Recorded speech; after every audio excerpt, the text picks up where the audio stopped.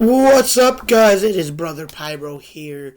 Joining me while Sister Twisted is still on maternity leave is Disario. What up, what up, what up?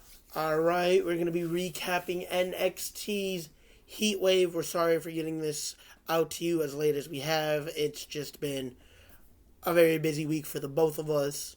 And now that we finally have the time, I figured let's get this done. Bring you guys the product that you guys have been known to love and enjoy oh so much.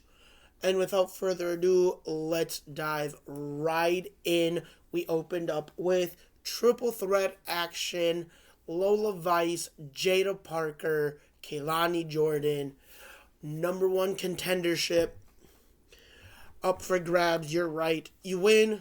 You have a shot at Jacy Jayne for the NXT Women's title. Yes, and this was a really great way to kind of start off the show. I mean, all three, there was like almost no break in the action for this entire match. All three women worked really well together to put together a good match. Yes.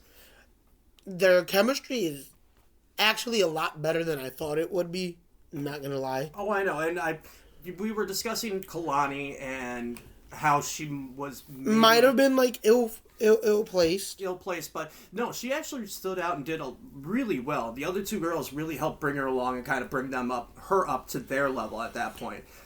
Something that they touched on commentary, though, is, and I loved this, rewatching, was they talked about how both Lola and Jaida have had a shot at NXT Gold.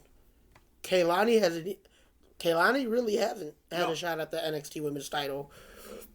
Heck, they brought up that Lola Vice at this same event last year was challenging then champion Roxanne Perez for the title. Yes.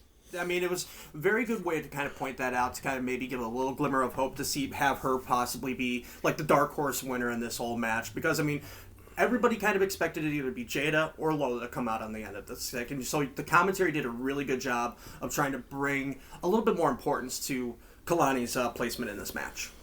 No, and like I said, Kelani, for not being as elevated as she has been, really did do a good job of keeping up. She did. I'm not going to say she was elevated, but she kept up. She did show that she has some promise, but she still has so much more to work on. Oh, she's got at least another 2 to 3 years in NXT to really develop anything if she's looking to go to the main roster. Minimum. At this point, I'm not even looking at considering her a main roster call-up anytime within the next couple years. And then the next couple years, I need y'all to sell me on whether or not she can hang in the main event. Oh, I get that. But I'm also going with Jaida Parker, Lola Vice, which she did show, but with a Jacy Jayne or a Jordynne Grace, Fallon Henley, Soruka even.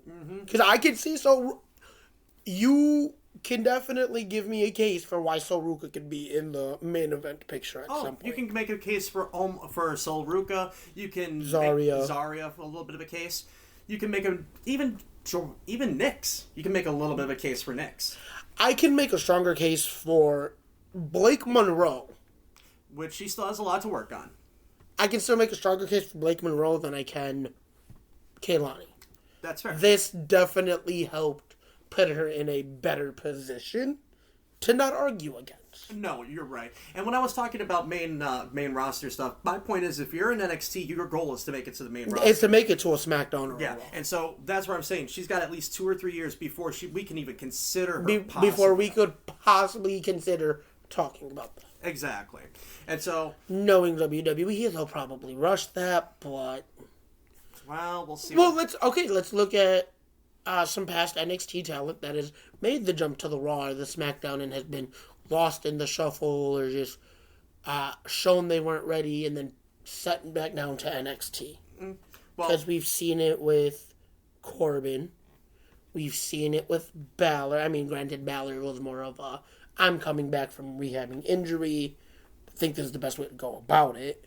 But let's look at, on the women's side of things, Dana Brooke was called up. And then called back down. And then called back down. Emma. More recently, Kiana James. She got called up to the main roster, was featured for a couple weeks, got injured, and now she's a manager. Oh, she's back. And now she's a manager. Oh, sorry. I thought you said she wasn't back. My mistake. I'm sorry. Got injured, came back, and is now a manager. It's possibly a good spot for her. Possibly, but like if I'm gonna care about these people, make me care. Oh, I agree. And like I said, I think they took a step in the right direction in this match with Kelani Jordynne. Going into the closing moments, obviously, we had a couple quick counts and breakups. Yep. Picking up the win was Lola Vice, and again, I think that was the smart move, as I said on the pre-show. Her time in Mexico and her time in AAA, you put her into this position, more people are going to come to the product. Yes. Because more people from outside the States are now getting more familiar with her. Agreed. And I love that, Vic Joseph and Booker T talked about how much she has benefited from her time in Mexico. Yes, and you can clearly see. Oh my God, you could see the mind, because she was already a solid talent. Yes. But you can tell those small details that, kind of lack. Yeah, she's really starting to pick up more on the finer points, like whether it be to throw this punch or to sit there and, I was going to say, it's not even about the athleticism or the ability in the ring. It's now the showmanship that comes along with it. Yeah, to connect with the audience. To being able to connect with the audience, to actually, putting your being a character as well as an athlete. Yes. And so this was 100% the right call to go with this. One other thing about this match, I'll just throw this out real quick. Booker T seems to be getting way too comfortable making some questionable comments about the females during these matches. He is to the NXT Women's roster what Jerry the King Lawler was to the Raw Women's roster. Oh, I know. It doesn't make it early right, or in the mid to late 2000s. Yeah, it doesn't make it right, though. No, it doesn't. But, I also think Booker T adds a layer, a solid layer of flavor to all of these matches. Only because, as much as I hate to say it, women's wrestling is still kind of an afterthought to a lot of fans. You need a solid commentator to, outside of the women in the ring, because I'm not going to take anything away from the talent that is in that ring. But the commentator can also help make or break the match, and I think Booker T makes you pay attention. He does, but I'm just waiting for the day. And he may make the questionable comments, but at least he's not as vulgar or as direct about it as King was back in the day. I know. Tell me I'm wrong. You're not. I lived through it. You're not wrong. Exactly. Yep. So, moving ahead into the next match that we had on the card, we have the NXT Tag Team titles on the line. We have Hank and Tank taking on 2 of the 4 members of DarkState. Now, we did not know who was going to be on the challenging side for DarkState going into this match because they just kept saying any 2 people. After a little bit of showmanship between everybody, ended up being Iris Griffin. Did I say that correctly? Osiris, sorry. Yeah. Okay. And Dion Lennox, who end up being the tag team. I was actually really happy that it ended up being those 2. I think they had as a unit. Obviously, DarkState is something to be nothing to be messed with. They are a solid unit as a 4-man group. They are. But if you wanted your best shot at beating Hank and Tank, who are, these bigger guys but aren't the traditional big guys. Mm-hmm. You needed something that was going to be able to combat and ground them. Yeah. And I think these 2 were the right option because Cutler James, he's great, but I don't think he would have combated it as well. No. And Lennox actually showed in this match how much energy and how much stuff he brings to the table. He really showed out with a lot of his stuff that he got going on in this match.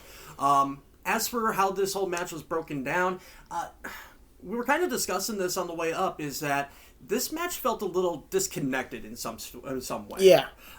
There was just something that just didn't quite feel right. Yes, there was the one point where the crowd really got into it when Hank made the hot tag to get in there to start cleaning house again. But even then, it's just like, I know it's kind of DarkState's gimmick to have things like chaotic and, you know, all over the place. What is it? They refer to them as a controlled chaos. Yeah. And this didn't really feel real. I couldn't feel any connection in this match. I mean, what about you? Their chemistry together, because obviously you want good chemistry with whoever's across the ring from you. Yes. The chemistry wasn't all the way there.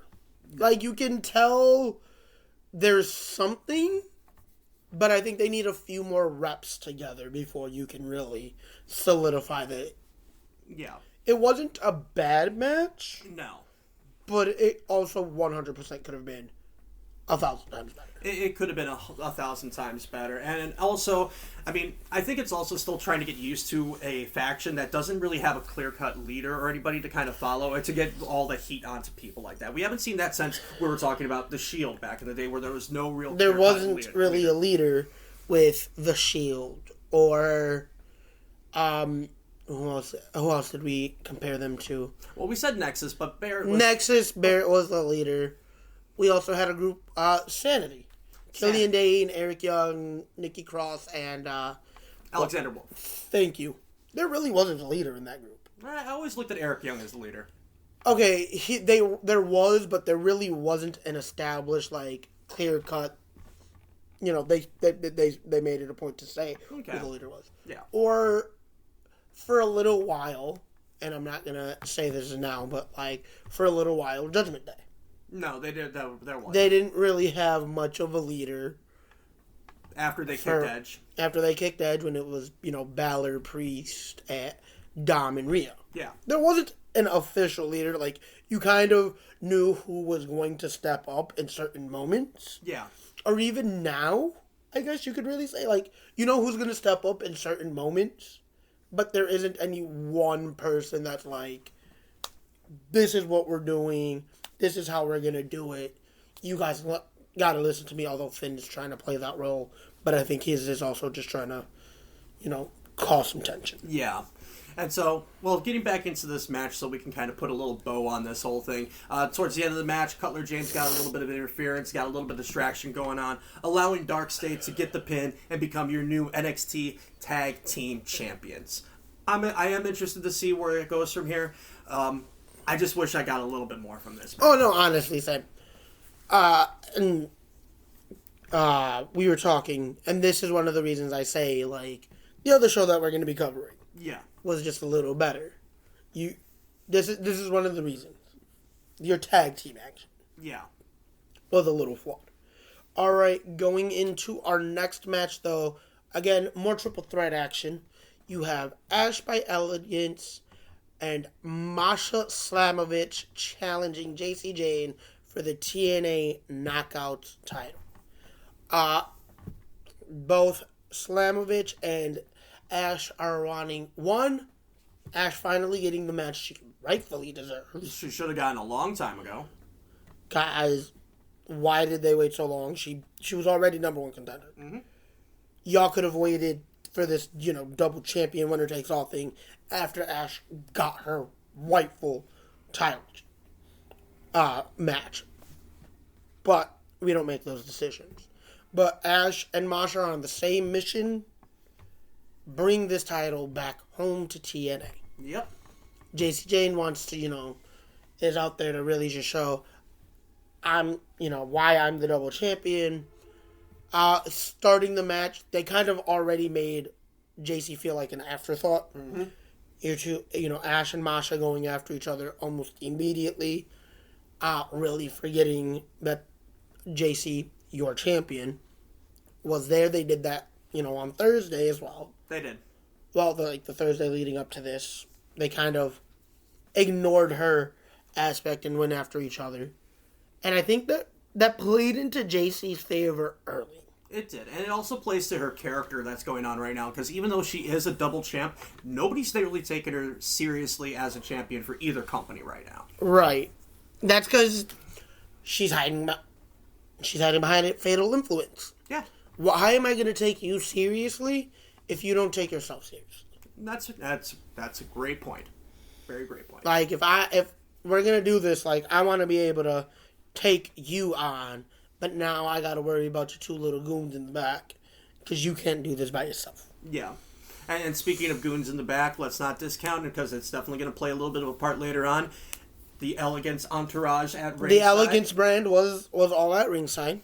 I will say, Ash by Elegance did have the best intro. Oh, yeah. Like super solid. I would. That was a great entrance, and also think about maybe some of those WWE fans who didn't watch TNA or haven't really kept up on NXT, seeing the now former Dana Brooke. Okay, so they talked about it. This is her first match in NXT since September of 2023, I believe is what they said. That sounds about right. On commentary, and I was like, holy crap. Way to reinvent yourself. I know. She has done a great job. She's done what a lot of people have done in the past where you get leave Drew. Drew was fired. Mm-hmm. Went on to, reinvent himself. Yes. Cody willingly left, but to do something more than what he was. Because he felt like he was just stagnant with where he was. So when Dana Brooke, now Ash by Elegance, did get released, I think this is one of those. This was probably the best thing for her. Yes. I can see, and other people that have been, released recently. Like, Xia Brookside is a member of the TNA roster. She's done a really good job of, reinventing or re-elevating her status. Re-elevating and also taking her performance to another level. Exactly. Like, I feel like her release was beneficial to her in-ring development. Indy, I can see this being really beneficial to who she is as a competitor. Yes. And soon to see Isla Dawn, who just recently turned up in AEW. We'll see how that helps her out over there. It's AEW. I'm not holding my breath. Fair point. It's AEW. Yeah. I'm not holding my breath. No. You're right. So take us into some more of this. But going in, again, with the feud between Ash and Masha, Jacy's able to capitalize, pick up a couple quick 2 counts. As we go into the match, we see Fatal Influence getting involved. Mm-hmm. Some of it being super direct, some of it being actually pretty sneaky. And as we're going through, as we get closer towards the end of the match, Fatal Influence gets involved by saving Jacy's ass. Oh, they saved her big time. They saved her what? Putting her leg on the rope, ref catches them, Ash by Elegance, or not Ash by, the Elegance brand. Because they didn't get as involved. No, they didn't. They really were there for the moral support more than anything. They reacted. They reacted to Fatal Influence's involvement. They came out, they tried to play equalizer, ref catches, Fatal Influence, kicks him out, and Ash is actually able to pick up on the distraction, take advantage of it. Yep, she took 100%. And she was able to pin Jacy to become your new TNA Knockouts champion. The title is back home. Title's back home, and talking about re-elevating and reintroducing yourself as a new person, this is the perfect capstone to what Ash has really been able to do over the last couple of years since being released. Dude, this Ash by Elegance character is so entertaining. It is. I was a little hesitant at first when I first saw her pop up in TNA, but every week, just like when she was in WWE, you saw her getting better every single week. And now she's just... I genuinely feel like WWE had a missed opportunity. I believe so as well. But again, when you have so many different superstars under one umbrella, okay, but I was gonna say, but at the same time, think of the management that was around when she did get released. If the current management was in power, Ash by Elegance, Dana Brooke would have been featured a lot more, been featured a lot better. It would have been featured a lot better, but I don't think she would have been featured like this. No. Maybe. Solid maybe. Because, like, she was a great character. She had an insane amount of talent. She wasn't a charisma sponge. No. Like, she had all the tools to be a great star in the face of a division and possibly the company. And I think it was just one of those. They missed opportunity. They dropped the ball here. But again, happy to see that she was able to recover from it. Yes. And so now, moving in from that females match over to another female match, we had a nice little personal feud going on with Blake Monroe taking on Jordynne Grace. A match that's been in the making for a couple of months now. You know, it took at Women's Evolution, Blake ended up turning on Jordynne, costing her a chance at the that was the NXT title, not the TNA one, right? Yeah, the NXT title. And so there was a little bit of back and forth. Jordynne gets hurt, leads to this match, going back and forth, and we start off immediately with, you know, Blake just walking up to Jordynne and giving her a big old slap in the face. That was kind of questionable, don't you think? Yeah. Yeah, you don't walk up to a girl like Jordynne and slap her like, you know, she... Her nickname is the Juggernaut. Why would you piss that off? Yeah. I mean, it definitely left a nice little ooh from the crowd, which, okay, get the reaction. Awesome. Love getting that. And then we get a little bit of back and forth between the two. In-ring chemistry was a little questionable. There was a couple of little... It lacked. Sloppy spots. I mean, one spot... It lacked hard. One spot in particular that does stand out to me is when Jordynne goes to do the jackhammer, where she normally holds up, you know, her opponent for a couple of seconds. Yeah. It looked like Blake didn't get the memo that she's supposed to stay up there that long and tried to turn, and so Jordynne had to kind of spin around and do like a spinning jackhammer on it. Yeah, okay. I'm really glad that I'm not the only one that noticed that. Yeah. Because that looked super awkward. It was very awkward. And, you know, just some of the punches and some of the tough sequences that Blake was supposed to do didn't seem like it was, you know, snug enough. Because Jordynne Grace, she likes it if you go in there snug. She doesn't mind if you want to get in there and throw. She is one tough chick. Yeah. And she'll like it if you sit there and go in. I mean, just look at her matches that she had in TNA against Trinity. I mean, Trinity had no problem laying it in, and Jordynne loved it. And those were great matches to some of that. But this did feel a little wonky. But it was a physical match, but it should have been a little bit more physical, just given the personal issues between the two. Would you agree with that? Yes. Yeah. Like, I feel like you could have met this with a lot more aggression. I feel like you could have really dove into a lot more of the storytelling. Yeah. It almost felt like this was just a match for the sake of having a match. Yeah, and I know we're talking a little bit about Blake and some of her shortcomings, but let's not put all of it on Blake. I mean, Jordynne, with this being, you know, a personal feud, trying to take me out with it, she should have been out for blood. She should have been out there, you know, looking to, you know... She was in super laxed. Yeah, and so... that's where the whole disconnect with this match kind of made it in for me. But, you know, maybe it was just an off night and a kind of a feel in and out with, you know, you're a new person that you haven't been in the ring with. Maybe you chalk it up to that. I mean, I guess, but at the same time, like, you know what you're supposed to be doing. This isn't the first time they've shared a ring. No. At this point. And they probably trained together in the performance center. Exactly. Y'all could have did so much better. And so going into the end of this match, you know, the very bottom turnbuckle pad gets ripped off by Blake, and then that allows her to sit there and, you know, do a reversal and throw Jordynne headfirst into that turnbuckle, picking up the pin, leaving your winner, Blake Monroe. Gosh, I hope it gets better. After this, I don't know if I want to see this feud continue. I don't know if I want to see it continue either, but... there's got to be something, because as we were talking about in the pre-show, something's got to give with Jordynne Grace, because something is not clicking in the WWE system right now. And Blake right now, it's starting to become almost a very similar pattern. I mean, I'm gonna yes, but at the same time, Blake's only been there like a month. Yeah. She hasn't been there that long. I expect for there to be a disconnect there in that system. She is brand freaking new. Jordynne's been in and out of this system for the last 2 years now. Like, let's talk. Like, no, for real. She has. You're right. She's been in She's now been in two Rumbles. She's challenged for that NXT champion, or for the NXT Women's title multiple times on more than one occasion. Like this isn't a brand new system to her at this point. They've had the deal going on and off for the last 2-3 years. Mm-hmm. Like, this isn't brand new to her. No, it isn't.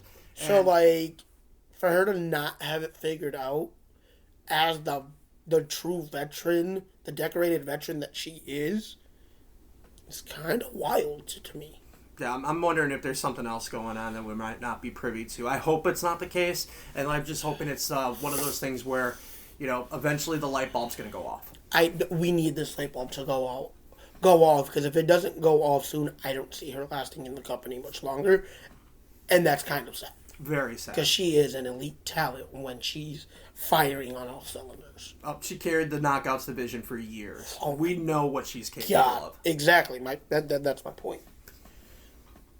But all right, from one-on-one women's action to mixed tagged action, Ethan Page teaming with Chelsea Green to represent the Great White North that is Canada. Oh, Canada.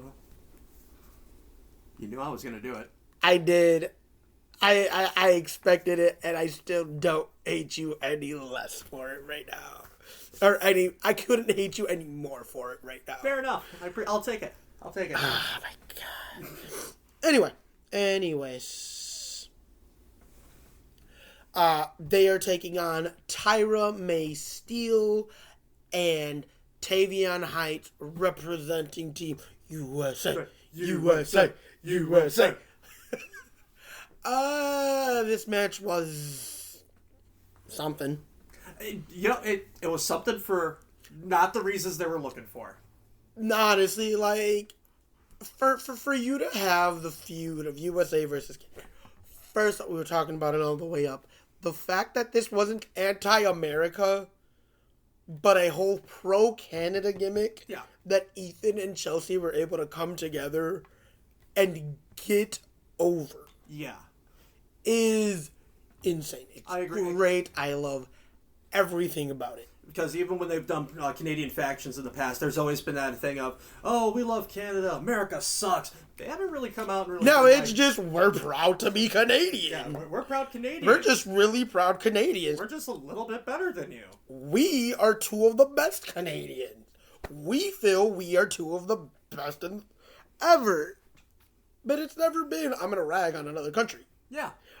I'm going to rag on my opponent, not because of where they're from, but because I think they just, as a competitor, suck. Mm-hmm. Which, as a good heel and as a good character, is what you want to do. Yeah. Beautiful work. Beautiful work by these two. The fact that we started with Tyra and Chelsea was like really trying not to start this match. No, yeah, she was. And really like you could tell, like they were trying to, no, it should be you. No, it really should be you. Well, she's kind of in the ring, so like, kind of gotta. Yeah. And then Tyra and Tavion having their little moment, and Chelsea tried to take advantage of that distraction. Chelsea Green, I pray you never change. No. You are the character I love to hate and hate to love. Yes, and you know what? This is going back to what we're talking about with releases. She got released and came back and reinvented herself. But even before her release, she really was established and made. She was established. But that first run really didn't hit. No. The way it should have. So, like, yeah, no. Her release didn't necessarily reinvent herself. She definitely reevaluated. And she elevated. Yes. Didn't reinvent. Because she came back still as the same Chelsea Green that she got fired as. She just figured out a better way to make it work. Right. Not part of the Stone brand. Thank you, because I am so glad that dropped. Yeah. Because, God, that did nobody that was ever involved with it any favors, with the exception of maybe Von Wagner. And even then, look where he is now. It barely did him a favor. No. Barely. Barely. But it really didn't do anybody any favors. Mm-mm. I love Ethan Page, first off, coming out donned in the Canadian flag. Now, like, this is the first time I've actually gotten to see, because I catch NXT via highlights on social media right now. Yeah. I'm just, my weeks tend, and I know yours do too. Oh, I know. Tend to be super packed. So getting a chance to sit down and watch. Seeing that title, like, actually seeing that title, it's not a bad redesign. It is not. I'm not gonna lie. We've seen some redesigns that are a little questionable. The Intercontinental Championship. Mm-hmm. Well, who said that? Anyway. That because you can't tell me that Intercontinental Championship looks good.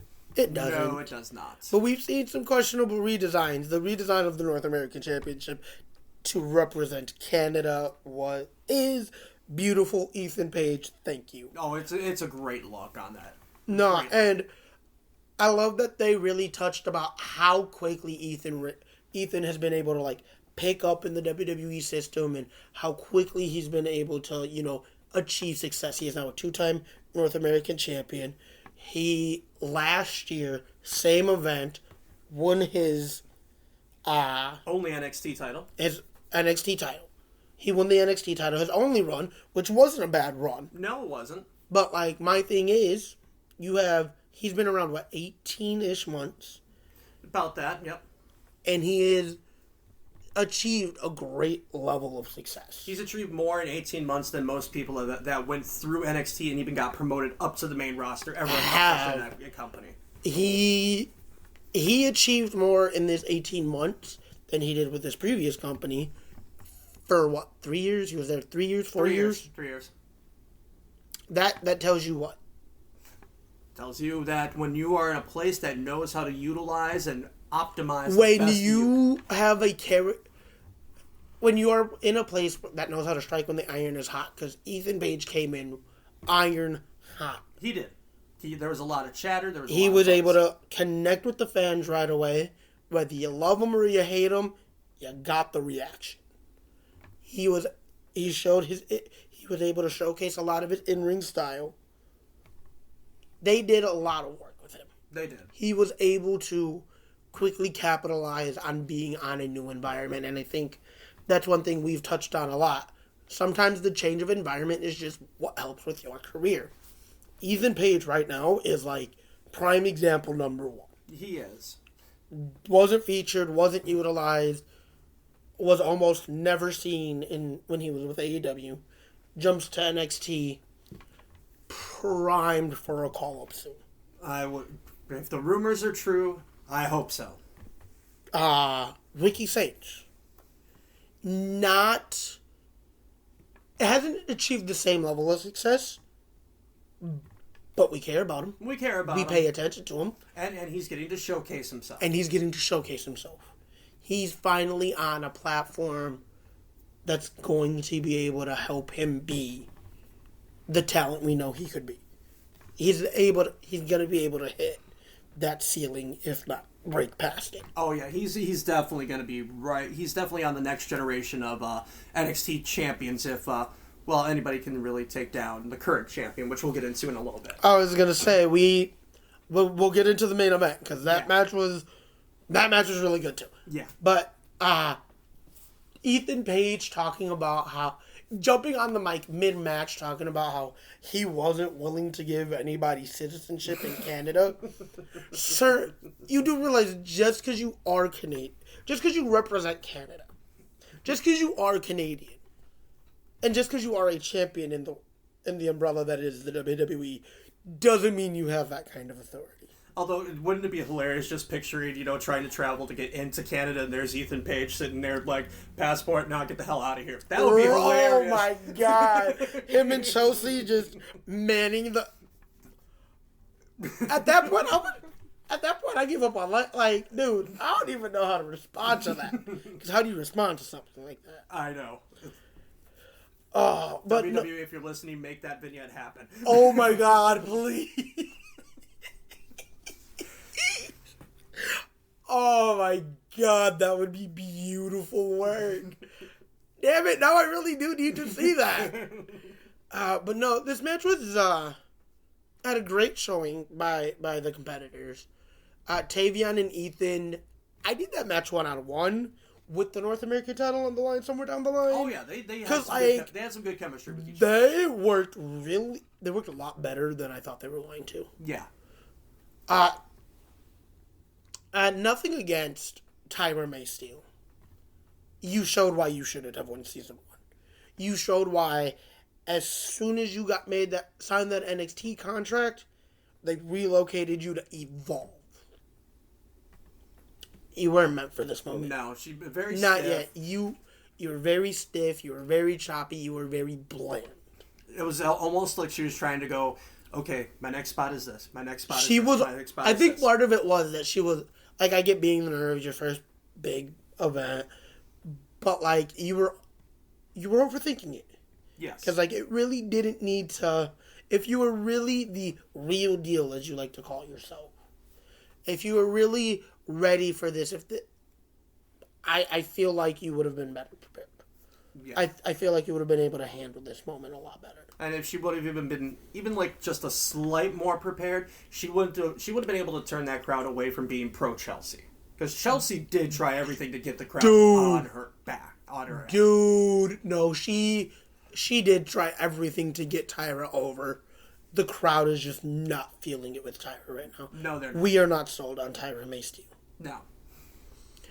It's unfortunate because she is an exceptional talent, but... And she's got a great look. The only thing that they have going about her, because like, they told her this when they were doing character development in LFG, if you remember season 1. Why should I care about you? You need to make me care about you. She hasn't made me care about her. The only thing that I know about her is that she's the only female Olympic gold medalist in the company right now. And that's only going to take you so far. It really like, you can achieve some success as that gimmick because it has worked well in the past with other stars, but you got to figure out a way to market it better. Because it worked for Kurt Angle. It worked beautifully for Kurt Angle. That was his entire gimmick. But Kurt Angle's sitting in the Hall of Fame right now with a very stacked pro wrestling resume. And even though he wasn't a gold medalist, Chad Gable came in as an Olympic wrestler. As an Olympian, I care about him. He's more than likely going to end up in the Hall of Fame at some point. Yep, because he made people care about him. Because I care about you. I pay attention to you. I know you. I'm invested. If my only investment is that you are a gold medalist, but you aren't showing it in the ring that you are a gold medalist, that you are as determined and as hardworking and as brutal and, whatever, however you want to market yourself. If your words are not matching what you are doing in the ring, something is being done wrong. Fix it. Yep, facts. And fix it quick. I don't think they're going to be able to fix this one quick, though. This is one of those they need to figure it out, and they need to figure out sooner rather than later. True. I will say she did lock in a really beautiful ankle lock on Ethan Page. Oh, she did. In the later points of the match. However, that seemed to just not be enough because picking up the win was Team Canada, and if the rumors are true, Ethan Page to be featured more and more on SmackDown alongside Chelsea Green. I'm here for it. I'm with it. Give it to me because it is everything I didn't know I needed till I got it. We were talking about it on the way up, and I wasn't going to counteract you until we got to the pod. You say we need an additional member to this Team Canada faction. I think we do. And you specifically stated it needs to be another male. I think so. First off, I only know of 2 male Canadians on the main roster. Yep, Sami. Sami Zayn, who's locked in his own storyline, and is way too babyface right now. and Kevin Owens, who's going to be out for quite a number of years due to how bad this neck and spine injury is. Speedy recovery, Mr. Kevin Owens. But otherwise, do we really have another Canadian on the roster? I would have to really take a look at it, but maybe you can do something kind of funny if you really want to play up the comedic aspect. R-Truth's and pretending to be Canadian. Oh, Jesus. He's infiltrated the Judgment Day before. You're not wrong. Personally, I don't think you need an additional body here.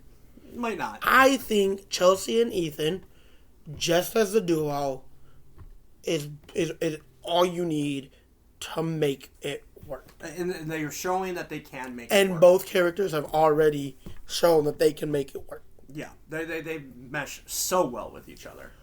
Again, everything we didn't know we wanted. Yeah. Well.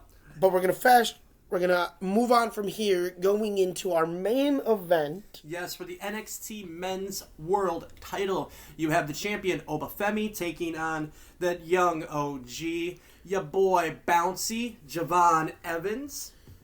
Now this was a match that we knew was going to deliver. Oba has really stepped up on the main roster and shown that he can have a banger of a match almost every single night. Just by Oba has shown he can work with anyone. And for a man who doesn't have that much experience in pro wrestling in general, it is amazing how well and how fast he has taken to a lot of the things that the goes along with being a champion. And as for Javon Evans, with as young as he is as well, and as what he can do, we knew this was going to be an explosive match. And boy, we were not disappointed. Oh, no. I mean, in the beginning portions of the match, there was a little back and forth, but you saw the true power of, Oba really going through in the majority of this match. Kind of reminded me of like when Spike Dudley back in ECW was getting beat down by Bam Bam Bigelow at the ECW arena. It had very similar vibes of that going on, where you just saw the pain and the emotion. And let's not forget, when Javon came out, he had all of that kinetic tape that was on his shoulder, really selling the injuries that had been happening to him. I mean, that was just a small detail, but a beautiful thing to see, especially when you're seeing him taking those back body drops and flying all over the place. Right. I mean, it was... You really got a lot of emotion, a lot of drama that came out of this, because at one point you were wondering if Javon was actually going to walk out of there alive at one point. Dude, them early moments in the match, I'm sitting there and I'm watching. And I'm rewatching this match specifically this morning. I'm you're not wrong. I'm like, he's just getting bullied and beat down. Like, he isn't gaining any traction in this match. I'm like, look, I just hyped this match up on the pre-show. We're talking about how he is a believable threat to the championship. Do not make this one-sided and make me look like a fool. Mm-hmm. It was looking like a squash. I'm thinking, Javon's about to get squashed here. Maybe he did need that multi-man to look good. Sir, you're gonna kill him. Yeah. It was not looking pretty. It was not. He was getting... Oba was manhandling the absolute crap out of him very early on. But then there was one spot where you started to get a little bit of hope when it came to Javon Evans, and that's when, after, flipping out of a back body drop, he turns around and just nails Oba with that super kick that took him down. God. And the minute that happened, you're just like, okay, this is where the match begins. All right, this is where we're at. Now we have a match. Because he was able to pick up some steam, some momentum. Yes. After that super kick. Yeah, now he's starting to fly. Now he's starting to show what brought him to the dance and why we all sit there and paying attention to him. He is just laying in, cutter after cutter, flip after flip. I mean, he is just going to town. I think it was a moonsault that he went to hit that Oba put his knees up. Yes. And he caught himself. Yeah. Oba puts his knees up, he goes for the moonsault, catches him, and then double leg drop. I was like... What? Because I've seen, the knees up being countered. Or never really countered, but, I've seen them, able to bounce back from it right away. Or, find a way to roll through it or avoid it, whatever. But I think that was a very unique way to counter. I haven't seen that type of counter in a very long time with that particular way it was gone. Because you're right. Usually you'll see him roll through it, or they'll somehow find a way to kind of like stop, jump over it, and land on their feet. There's always something that goes on, but not going into the knees to kind of counter and then into the little counter. And an immediate offense. Yeah. I mean, it's just showing how much he is really grasping a lot of the small details here. And they said it like he has really been listening to a lot of the guys in the back. Yeah, he's been doing a great job. He's listening. He's soaking up the information. He's really retaining this. Yeah, and with the presence of the LFG coaches like Undertaker. Now I know Undertaker probably is talking to him quite a bit, actually. Not just on screen, but Undertaker will always throw out, maybe you need to do this little thing right here, or pick up right. This like thing Taker's a great one to, but like there's also the Taker in, because they touched on that on commentary. Taker's little bit of bad blood with Oba. Yes. With having his LFG guys show up. Mm-hmm. Yeah. So I'm glad that he is really taking all of this advice into account. Now, Oba did regain a little bit of control, started, really putting the boots to Javon again, until Javon now picks up his last little big flurry of offense. Goes for the couple of cutters that we kind of talked about before. Referee gets knocked out of the ring. And at that point, even all of us who've watched wrestling for the longest time are like, okay, what's going to happen here? Is another ref going to come in and do the count? What are we seeing? Well, Oba gets knocked down. His foot is underneath the rope. That is very clear from what you see at the very beginning when he gets knocked down. Javon goes for a pin. Another referee comes in. 1, 2. But then the original referee jumps up. Is like, nope, foot. His foot, like, this is not a valid pin. Yeah. And like that moment between both refs, I think really did help elevate the match just a little more. Of one ref being like in position to see one ref, being kind of that out of position ref story, which is great. I will say Javon's ability to because a lot of stars would have sat there and tried to argue and mope and pout and whatever. No, Javon was like, all right, cool, I didn't get it done. Time to get back on it. Yep. Let's... Yeah, he tried to go back up to the top rope, goes to jump, Oba catches. Oh, and this is where the story ends, unfortunately, for young Javon Evans. Basically, he gets the Spike Dudley ECW Arena treatment from Bam Bam and gets tossed over the top rope, but instead of being thrown into the crowd, right into the announcer's table. That bump looked sick. Dude. If you were going to do that bump with anybody, it's Javon. Yeah, it has to be Javon. I'm watching it, and I'm just like, oh, that did not look good. And even on the multiple replays they showed, he went full force. Oh, yeah. I mean, there's only one way to take a table spot from Oba. When he's throwing you like that, and that's full force. It's you are taking it or you are taking it. You don't get a secondary option. Yeah. It's like if Brock Lesnar decided he wanted to throw you through a table. You're going to go through that table my way. And so Oba then does the only thing that needs to be done at this point. Goes out there, throws Evans back in the ring, doesn't do anything else, covers the man. 1, 2, 3. Javon did have a really good showing, though. He did. He had a great showing. Oba definitely... You're running out of people to feed to Oba at this point. Mm-hmm. Somebody got to do something quick. Post-match, Ricky Saints music hits. Yes. He confronts him. I love how confident Ricky Saints is. I do. He's talking about how he's going to be the guy, and Oba's just looking at him like, you're nothing special. You're just some dude. Yeah. You're not that guy.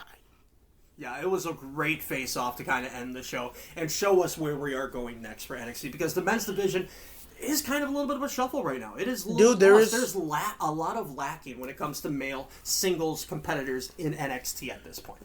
And I don't think it's lacking the male singles competitor. It's just trying to figure out a way to book that roster, because it's not easy. You have a lot of talent. Yeah. Saints, Javon, Paige, Oba, Trick, you have Tavion, you have Dempsey, you have Lexis King, Miles Bourne. Charlie Dempsey.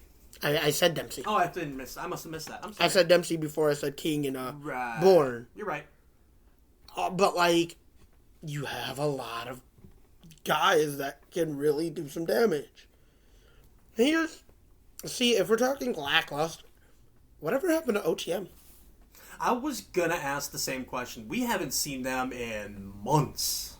Like, where? They made a big hype video saying that they were coming back. You had to be this big main streak. They were on one PLE, I think it was Great American Bash? Probably. And they had one match and then they haven't been seen since. That's my point. Like, if you're going to lack, it's not the talent or booking isn't lacking in the singles division. It's lacking in the tag division. Because with Fraxium getting the call up, you have DarkState, you have Hank and Tank. Yeah. I'm waiting for you to name me any other tag team. Well, like the No Quarter Crew, if they would have kept them together. Metaphor is no more. Metaphor is gone. Like, I can name you all the guys that I have on my singles roster because we just named 9 of them off the top of our head. Yeah. Well, they did have the tag team with Briggs and, what was that? I don't remember. But then they broke up. Well, anyways, the men's divisions just in general. Oh, and you have, why can't I? Sean Spears' group. Oh, yeah. You know who I'm talking about. I know exactly who you're talking about. Why can't I remember that group's name? Anyway, like, cool, you have a whole 3 tag teams. Do something. Yes. Figure something out. Well, and also when you're talking about with Oba, maybe the main event scene, Ricky Saints, but even before that match, you did have Josh Briggs go up to Oba as well and going, hey, I'm right here. I'm waiting for you. I'm waiting for that match. Like, they've been teasing that match for quite a while now. They have. That match needs to hurry up. Yes. Stop teasing me. Give me the match.